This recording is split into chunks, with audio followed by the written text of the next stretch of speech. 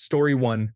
Jim O'Hare, known for his role in Parks and Recreation, is my social media friend because we have 3 mutual friends. I believe he thinks he knows me from theater. He was the first to wish me a happy birthday 2 years in a row and said, "Congrats, D," when my baby was born. Story 2.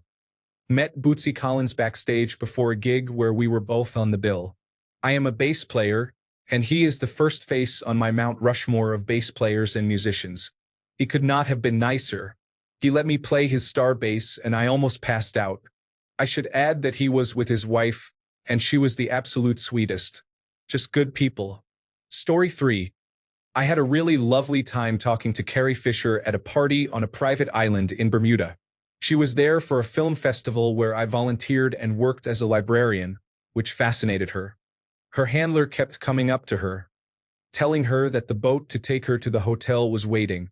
She ignored him 3 times before finally leaving the conversation, but she came back to tell my wife, "You're really pretty." She was charming, kind, and every bit as wonderful as you have heard. I have never cried when a celebrity died, but I sure did when Miss Fisher passed. Story 4. In Las Vegas at the House of Blues, I was going out the back door to the loading dock for some reason when a man held the door open for me and said, "Hi, I'm Jim." We ended up talking and chatting for what seemed like 15 or 20 minutes. Later, I realized it was Jim Belushi. Then, even later, my manager, note, I did not work for the House of Blues, started yelling at me. "Why were you talking to Mr. Belushi?" I replied smugly, "Oh, Jim, we were just catching up." And then I walked away. He is the nicest guy in the world. Story 5. Back in 1995 to 96, some of the actors from the original Star Wars trilogy were going to be at our movie theater to sign autographs. Like many others, those movies meant a lot to me, so I had to go. I brought a couple of items for them to sign, but it wasn't until I reached the front of the line that my teenage self learned it cost money. $15 for each autograph and $25 for a signed picture of their character, and I didn't bring any. Luckily, it was free to meet and shake a hand.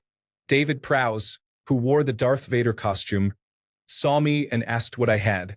I showed him the comic book I brought, a reprint of Star Wars, A New Hope that included concept art of the characters, including Darth Vader, and explained I didn't have any money.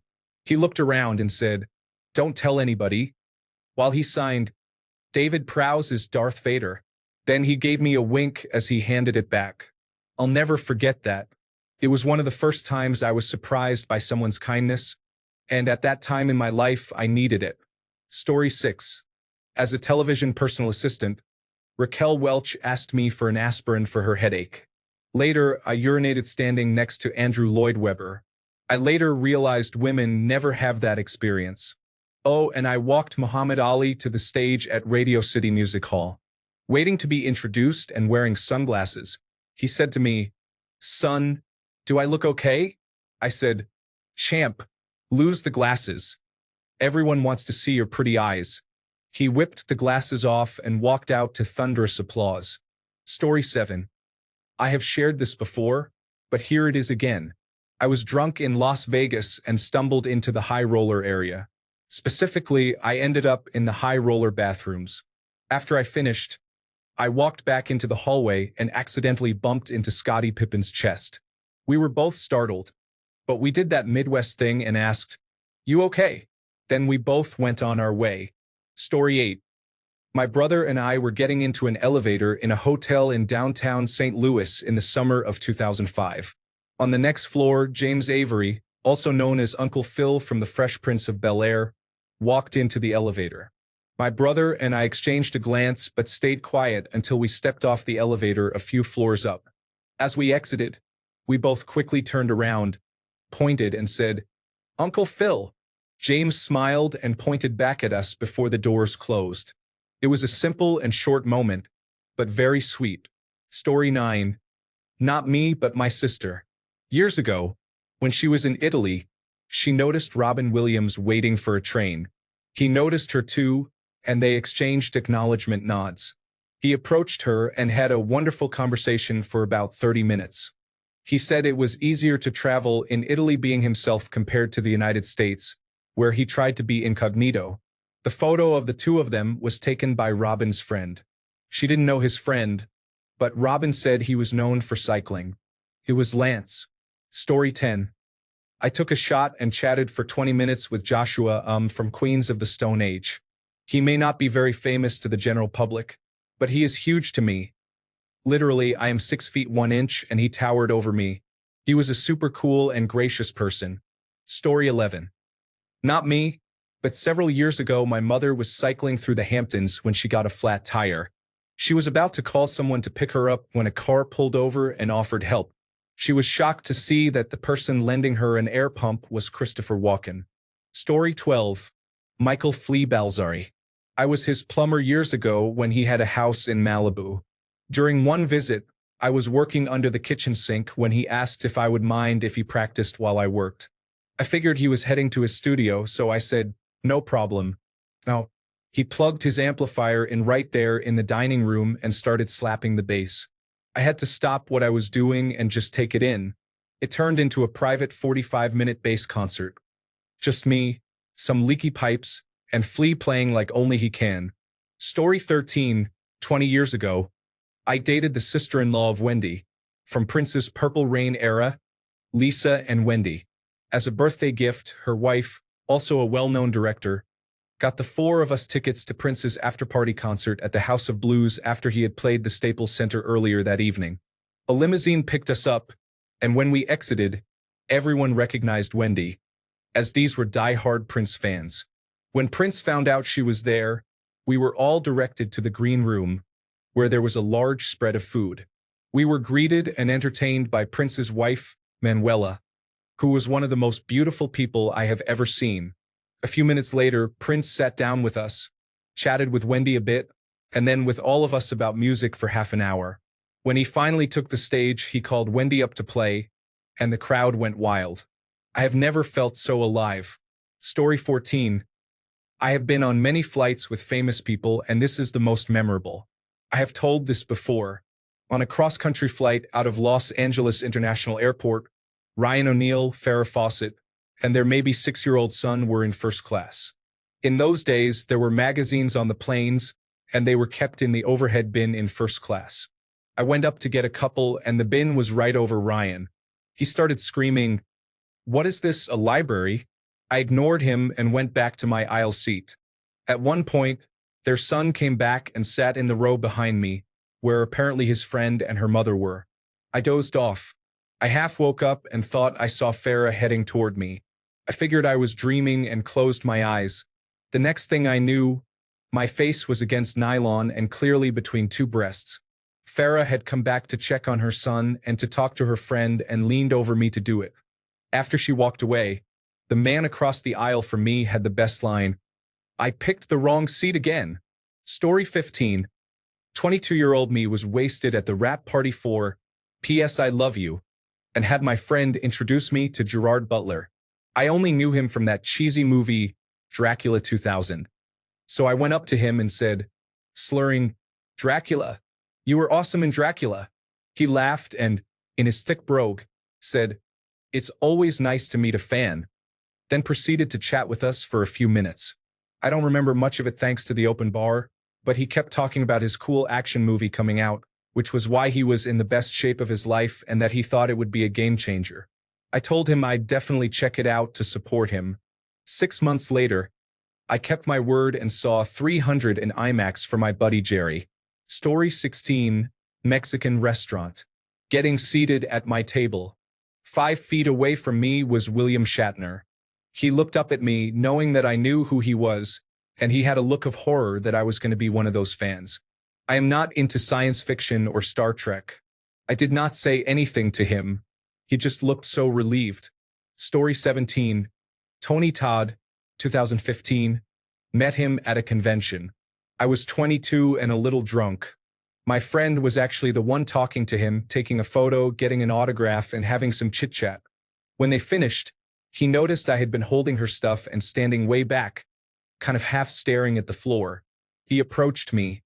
My heart was pounding because he had been Candyman ever since I was a little girl, and now there he was.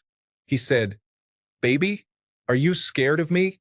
I said, "Yes, sir," And I'm so sorry for it. I will never forget this part. He asked if he could give me a hug and if that would help me not be afraid of him. He looked a little sad, to be honest, and I said, "Ah, bring it in." Of course. He gave me a big hug. He was so sweet.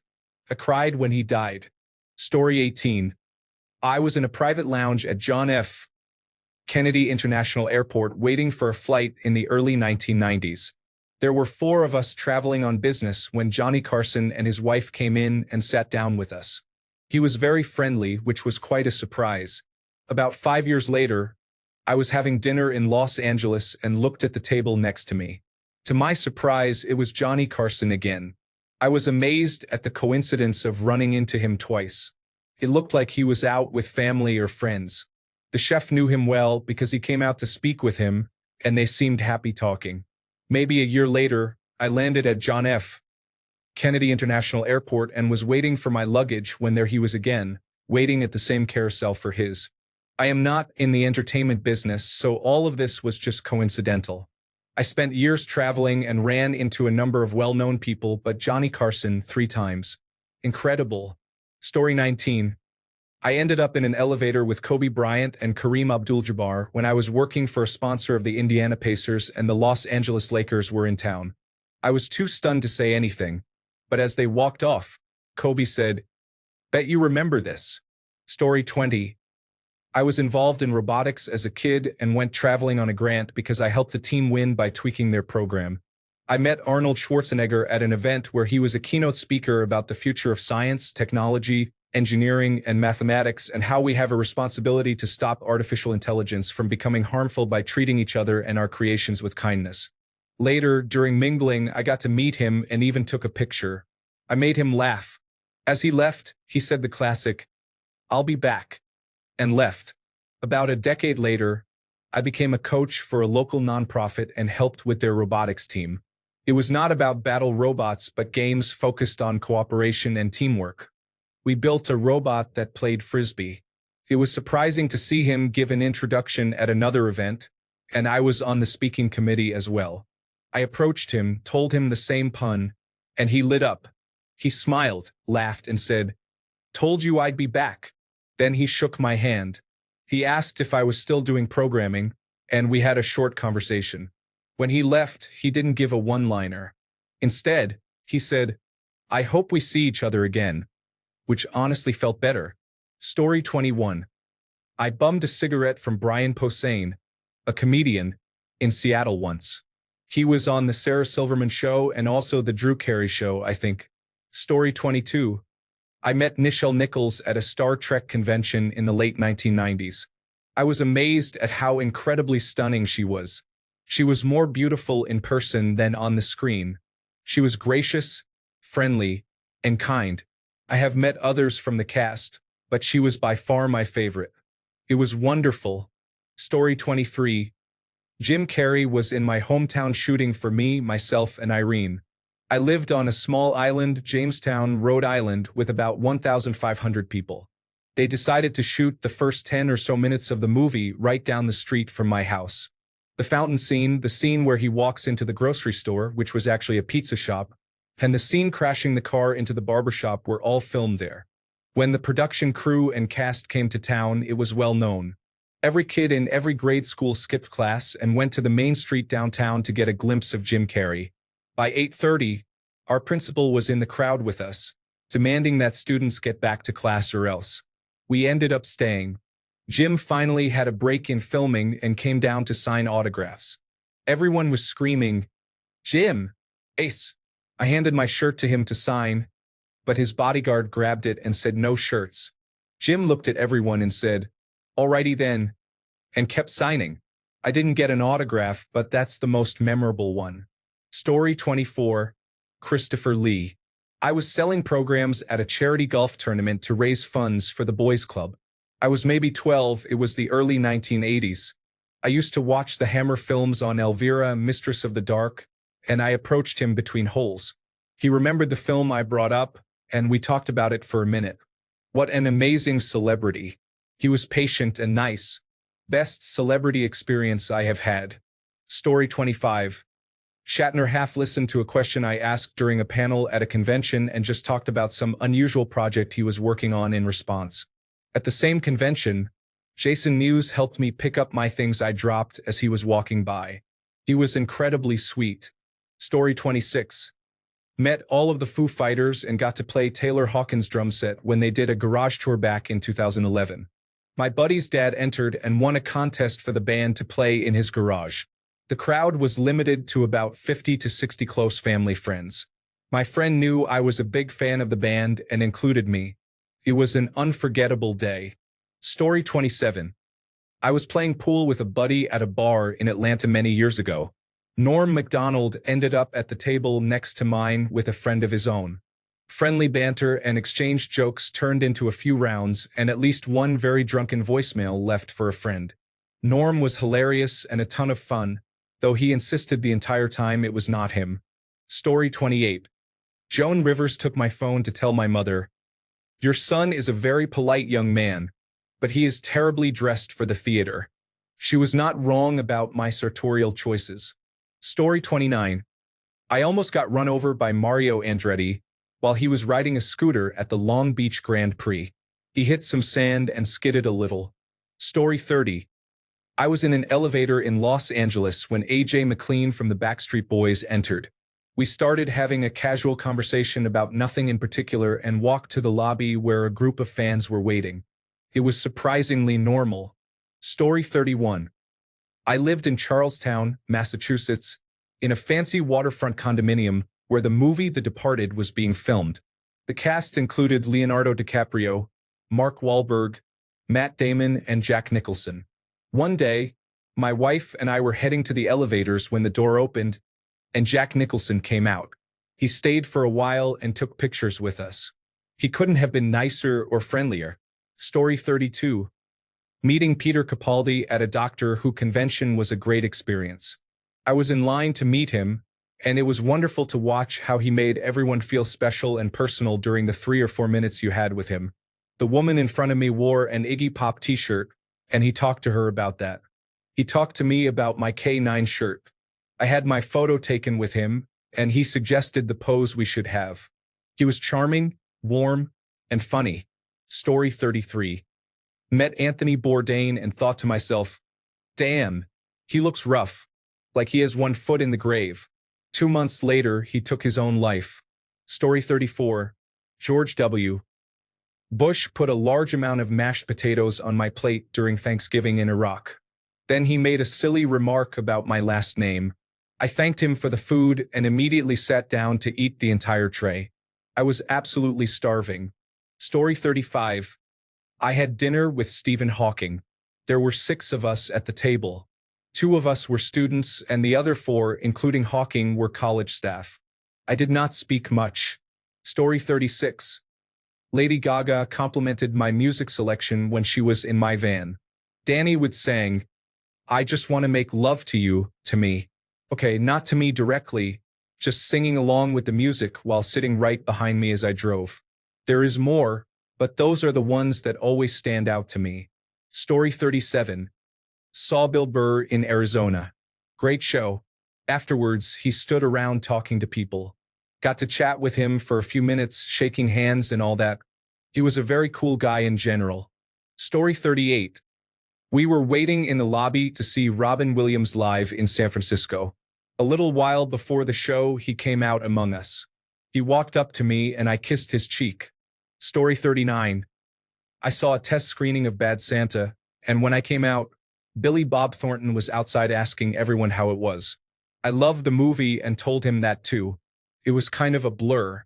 I asked for his autograph and he actually signed a lottery ticket I had in my wallet. He joked about how we would have to split it if I won because he signed it. I still have it somewhere.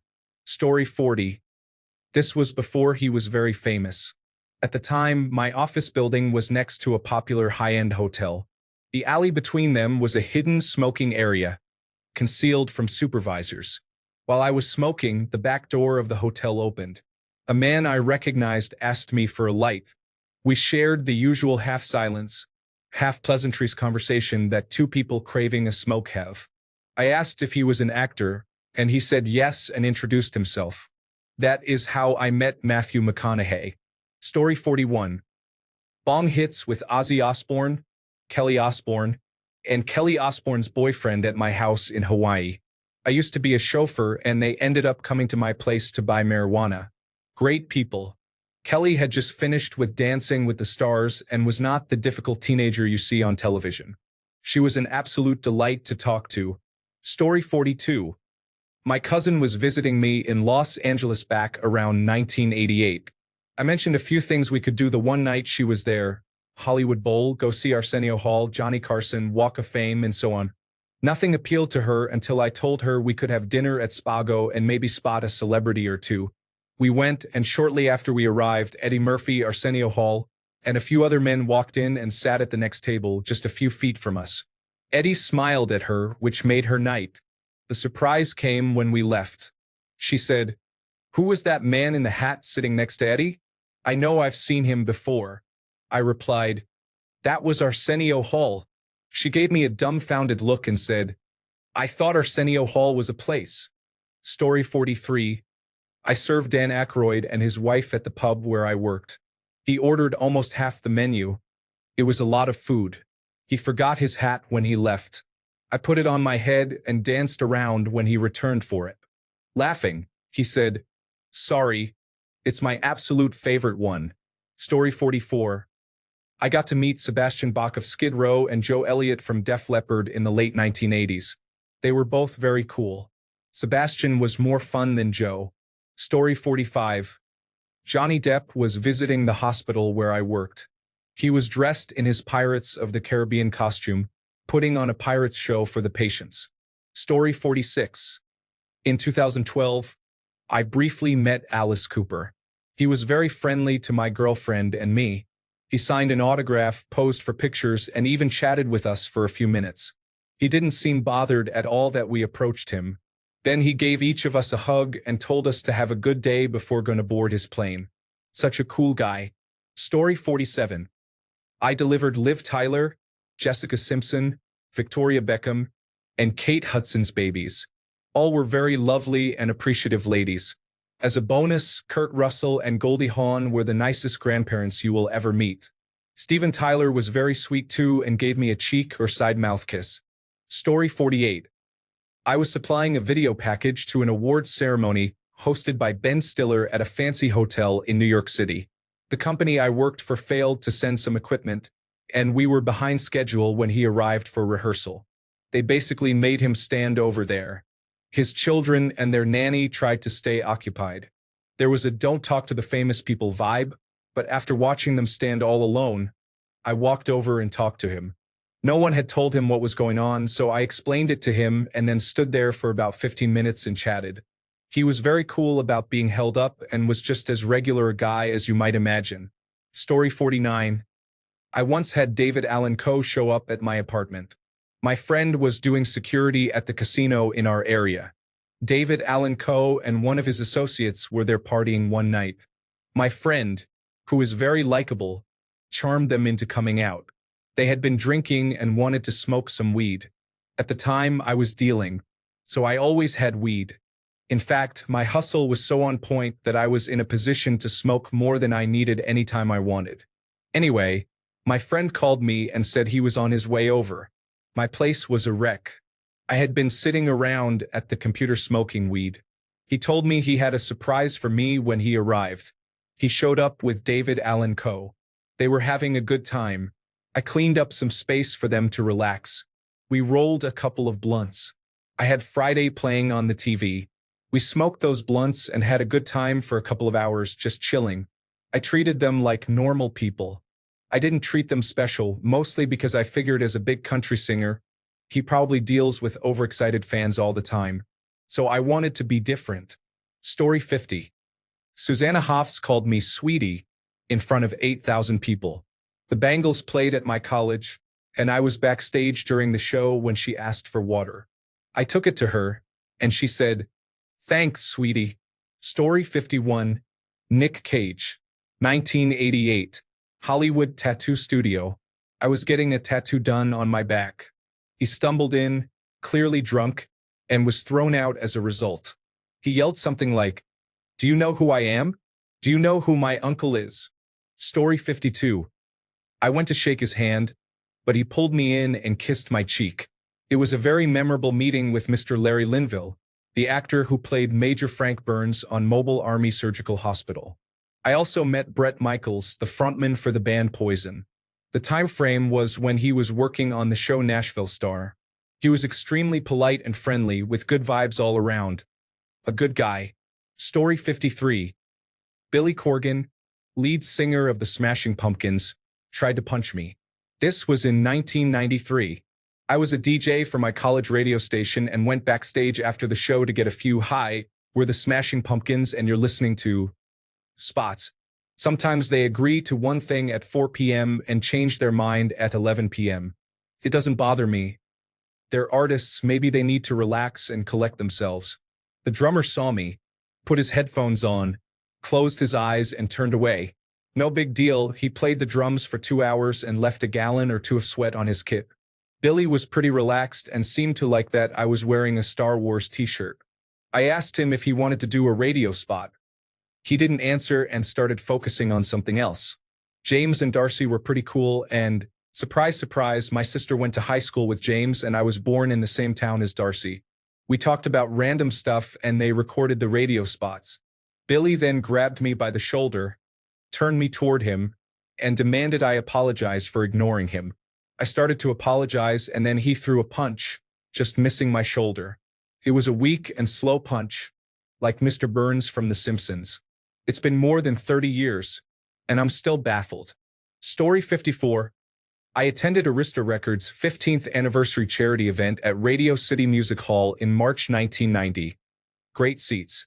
Chevy Chase was one of the hosts and sat in the row behind me by himself during an intermission. I walked down my aisle and stood over him as he was sitting slouched, reading the event program. I said, "Chevy, can I ask you a question?" He rudely asked what it was. I told him that his comedy special for the National Broadcasting Company was one of my favorites and asked if he was going to release it on video home system in 1990. His mood quickly turned positive and he told me excitedly that he was in discussions with the National Broadcasting Company about having it released. His wife then walked up the aisle and asked loudly what we were talking about. He proudly told her that we were discussing his comedy special being released on video home system. I quietly returned to my seat. Story 55. I met Michael C. Hall randomly while I was doing grocery delivery in Biltmore, North Carolina, 2 years ago. He was very nice and even took a selfie with me doing the Dexter smile. Story 56. Had an opportunity to get introduced to Bobby Knight at an event. He was coming over and noticed the Purdue logo on my polo shirt. He said, "Oh no," as he turned and walked away. Story 57. I was standing on a street corner walking to my next class in college around 2004. A gentleman walked up next to me. I glanced over and recognized him as actor and comedian Sinbad. He looked at me and I said, "What's up, Sinbad?" He said, "What's up, dude?" Gave me a fist bump, and we both went on our way. Perfect interaction with Sinbad, if you ask me. Story 58. I was attending the Reading Air Show and met Herschel Woody Williams. He was a very nice person with an impressive service record. It was odd that people were being charged to meet him. I don't think that was his idea, but rather his chaperones. For context, he performed heroic actions to earn the Medal of Honor during World War II. Story 59. Not that impressive, but just a little bit weird. In the mid-1980s, my sister and I had a few days to tour New York City. It happened to be when they were having the Music Television Video Music Awards show at Rockefeller Center. And my sister really wanted to see the stars walking in the front door. Not being terribly interested, I hung back while she pushed her way to the front of the crowd. Just as the show was about to start and the arrival of the stars was slowing down, someone bumped into me rather firmly. I turned to look, and it was Cher, in one of her flamboyant and flashy outfits that didn't really leave much to the imagination. It seems that her limousine couldn't get to the front door, so since she was late, she apparently got out around the corner and then, instead of walking around the crowd to get to the entrance, she decided it would be faster to try to push her way through the crowd. Since everyone was looking the other way, they just assumed she was a fan trying to push her way forward. She eventually made it, but I suspect she may have been missing a feather or two or some of the shiny, dangly bits that were already hard-pressed to maintain her modesty. Story 60. In the early 2000s, I worked on Microsoft's National Football League football game. I also DJ'd before the Electronic Entertainment Expo presentation. I got to hang out with Peyton Manning backstage. He is exactly how he seems. Cordial, polite, professional, funny, and also just a big guy. Story 61. St. Louis Children's Hospital, 1990s. I was in for surgery as a child. Nickelodeon was there playing bingo with all the kids in the rooms. I won. I went downstairs to collect my prizes, which were Nickelodeon items like a book bag, and Rosie O'Donnell presented them to me. I'm guessing it was because she acted in Harriet the Spy and was promoting it. Kind of neat. Story 62. Surfing with Justin Timberlake and Cameron Diaz in Hawaii. I paddled out at a fairly secret spot and noticed them right away. I made friends with his cousin and ended up taking her out that night. The next day, I paddled out to the same spot, and Justin Timberlake was there. He waved me over, probably recognizing me as the guy who took his cousin out, and we talked for a while. Cameron Diaz and the cousin paddled out, and he introduced me to Cameron. Eventually, we all paddled in together, and the cousin invited me to have lunch down the beach. Some family members were making sandwiches, and we all sat down and had turkey sandwiches together. It was glorious. I overheard Cameron Diaz say her email address to someone else. I have never told anyone what it is. I should email it to see if anyone responds. Story 63. I've met a lot of famous people, but somehow having a pre-house Hugh Laurie ask me, "How do you know who I am?" always comes to mind. Second would be when a friend interviewed Tom Petty right after Damn the Torpedoes came out. It was in a house that was converted into a hospitality place at a theme park pavilion. We met the whole band, and then while Petty and my friend went off to a separate room to talk, I hung out with the Heartbreakers, smoking and watching Mid-Atlantic Wrestling on TV. Story 64. Briefly met Owen Wilson in Havana, Cuba at a popular rooftop bar. He walked in and sat down next to me. It took everything out of me not to say, "Wow." I said, "Hey, what's up, man?" He looked at me and then decided to leave the bar. Story 65.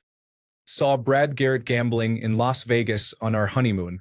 He was cool and let my wife take a picture. Very nice guy. Story 66. I'll start off. Not me, but around 1981, my aunt had a blind date with Jim McMahon, who was then still a college quarterback for Brigham Young University. She says he kissed her on the lips. My dad, who is an investment advisor, used to manage stocks for some members of the Bidwell family, who own the Arizona Cardinals. Also, my parents recently attended a wedding where the groom was one of Jerry Reinsdorf's, the owner of the Chicago Bulls and Chicago White Sox, sons. Story 67. Okay, I'm in Solvang, a small Danish town in California. I'm about 9 years old. I see Anson Williams, known as Potsy from Happy Days. He's with his girlfriend. Since I'm 9, while I wait to talk to him, I say to her, "Wow, you must be so proud of your son." That did not go well. She became angry. I was 9, so I didn't understand why she was suddenly hostile. But I wanted to meet Anson Williams. She yelled that I was there, and when he heard it and put it all together, he laughed and got a bit embarrassed. He said, "Thanks for saying hello," and walked off. I'm sure the rest of his day was not great, but I will never forget it. Story 68. Lou Rawls and I sang to each other in the middle of a crowd on an October evening at Walt Disney World. Utterly charming gentleman. Story 69. I met the creator of Regular Show on a plane when I was 9 years old. Regular Show was not out yet. The Marvelous Misadventures of Flapjack is what I knew him best for. I was seated next to him on the plane and noticed he was drawing Flapjack characters along with some other doodles, like a character who looked like Pops from Regular Show with a bunch of small heads stacked up instead of a big head. I complimented him on his art without knowing who he was, and he told me he was good at drawing the characters because he made them. I did not believe him at first, but once I understood, I nearly freaked out. I started talking his ears off, telling him about all the concepts I had for episodes, how much his work meant to me, and so on. The artist just sat and listened while working on a drawing.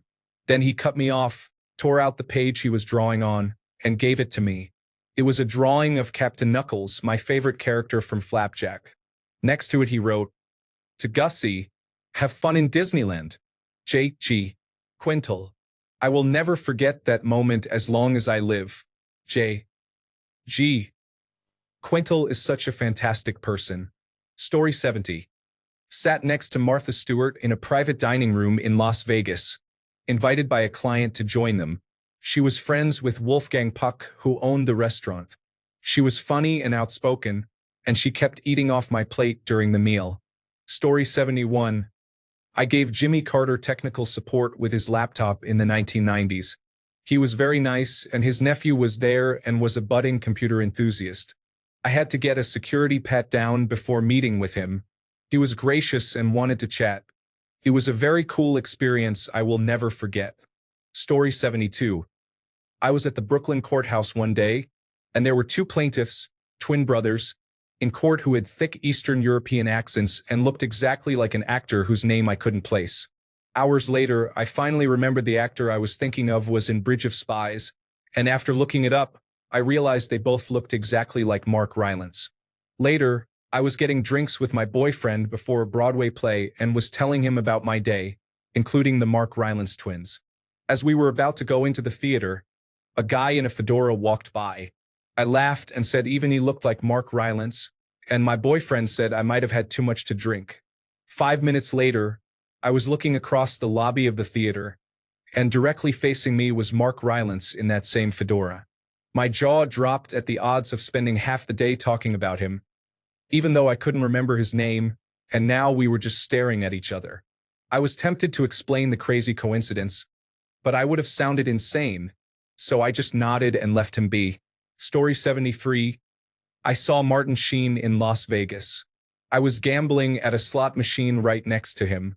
He was with a woman who was not his daughter. She was being very sexy and flirty with him. She said something like, "We should go up to the room," and he said loudly, "I will take you up to your room and then go back down to mine." Yeah, right. Story 74. Met former California Governor Jerry Brown at a conference. He asked to sit next to me on the conference bus, and I had no clue who he was until he said his name. We chatted for a whole hour in traffic. I invited him to my talk the next day, and he actually showed up and sat in the front row. After the talk, Jerry and a man he was with asked many questions, but I was eager to get to the open bar. After I sat with him and had a beer, he mentioned that Sergey Brin had a lot of questions after my talk. Then it clicked who that other man was. Jerry is an interesting person and loves to talk about himself, his ranch, and how it is all run on solar power. He is committed to eliminating fossil fuels and nuclear weapons. Story 75. I shook Paul the Big Show White's hand at the airport. It was like shaking hands with someone wearing a catcher's mitt. I also met Henry Winkler, who talked about how cool Jack White was. I told him sorry, but I am pretty sure you set the bar. Story 76. Controversial these days, but approximately 15 years ago, while filming Pirates of the Caribbean 2, I met Johnny Depp. He was incredibly humble and generous with his time. Story 77. John Cena came to my restaurant in Vancouver multiple times a week when he was filming Peacemaker. I did not have full conversations with him, but he was an incredibly nice person to everyone around him. Story 78. I bumped into Jennifer Aniston and her little dog while getting into an elevator at the Ritz in Chicago. I saw the dog first, and it caught me off guard because I had never seen a dog like that at a hotel before. Anyway, I said hi to the dog and leaned over. I looked up, and Jennifer Aniston was looking at me. I just stared at her. I didn't know what to do or say. Then she smiled at me, and I realized that I think that's Jennifer Aniston but with wet hair. Then I thought to myself, I wonder if that's Jennifer Aniston because she had just taken a shower. Then I got onto the elevator and overheard the front desk person say, "Hi, Miss Aniston," as the doors to my elevator closed. And that's the story of the time Jennifer Aniston smiled at me. Story 79. It was 1976, and a 13-year-old me was second in line at the Grand Rapids, Michigan Autorama to meet my childhood hero, Adam West. As I was waiting, a man with a briefcase said, "Excuse me, and passed in front of me to get to the other side of the elevated stage. I was slightly annoyed because he broke my concentration, and all I really remember looking at was the briefcase. After he passed, the dad behind me, who was waiting with his son, tapped me on the shoulder and said, "Do you know who that was?" I shook my head no, and he said, "That was him. You probably could have heard my jaw hit the floor." I still have the 8x10 photograph he autographed for me that day in full 1966 Batman costume and have since collected many more and lots of other Batman memorabilia. Good memory. Story 80. I met Carolina Panthers quarterback Kerry Collins when I was about 13. He was on the campus at Saginaw Valley State. The Panthers were in town to practice against the Detroit Lions during training camp. He was the biggest jerk I have ever met. He blew cigar smoke in my face and was completely uninterested. I did not ask him for anything more than a handshake. Former University of Michigan running back Tim Biakabatuka was walking with him and could not have been a nicer person. I will never forget it. Kerry Collins lived up to his reputation that day. Story 81. We opened for the original Wailers in 2013. Al Anderson and Tyrone Downey from Bob Marley's old band. After we played, Mr. Downey complimented my keyboard playing. I also met Mr. Danny Carey, the drummer, in 2015. He was a very nice person. I said, "Your music has helped me get through so much in life. Thank you." And he blushed. Story 82. I met all 9 original members of Slipknot after a show in 1999. Nobody knew what they looked like yet, so it was 3 hours of trying to figure out who was who. I was telling Corey Taylor, who was smoking a cigarette, that I almost crashed my car because I was laughing at a soundbite from Shakes the Clown they used in a song. He got a good laugh at that, then said, "Hold this. Sid's coming and I'm not supposed to be smoking." I asked if I could take a drag and he said sure. That is my story about sharing a smoke with the singer of Slipknot. I still have my ticket stub signed by the whole band. Story 83. I was a teenager walking down a busy State Street in Santa Barbara. There is a small paseo and a movie theater in that paseo. Sitting on a bench right in front of it was Steve Martin. Everyone was walking by without saying a word.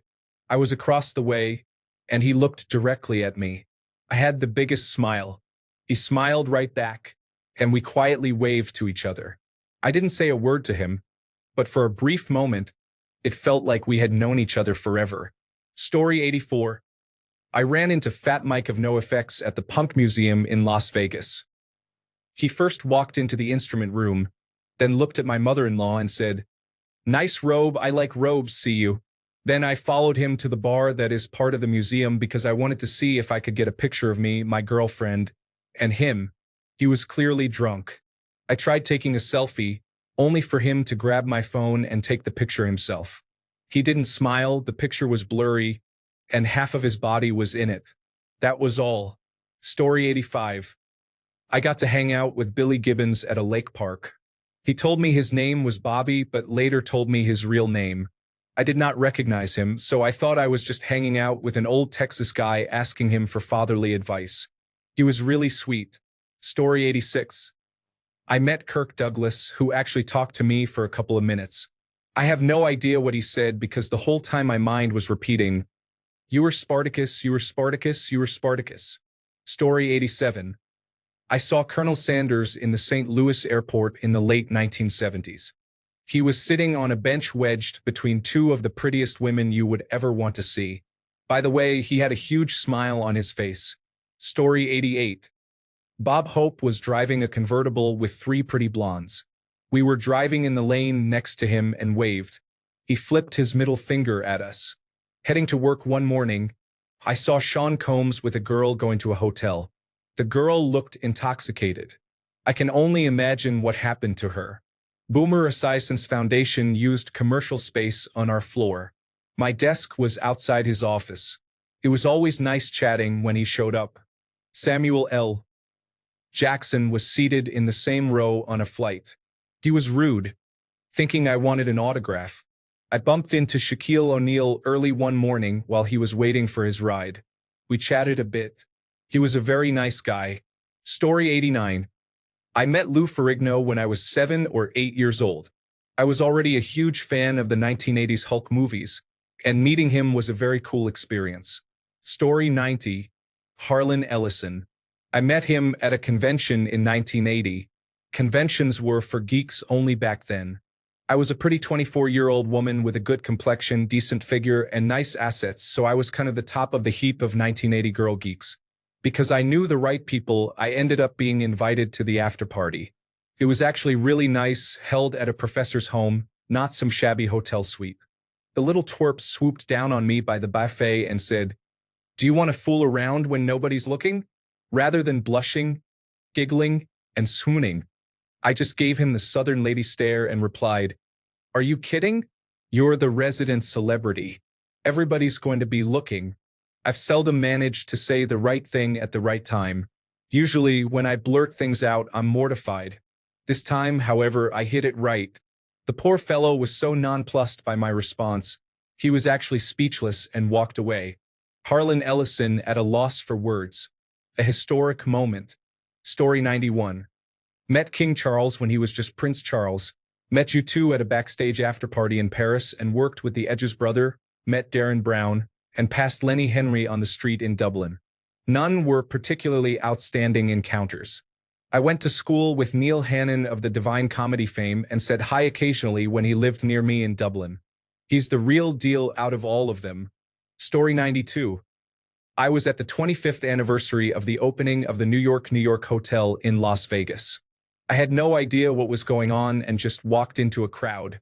I ended up singing New York, New York with Joan Rivers in front of the hotel on the entertainment channel. As bad as Joan Rivers looked on television, she appeared even worse in person. Story 93. I met Rowdy Roddy Piper at Portland International Airport around 2005 while I was waiting for my flight.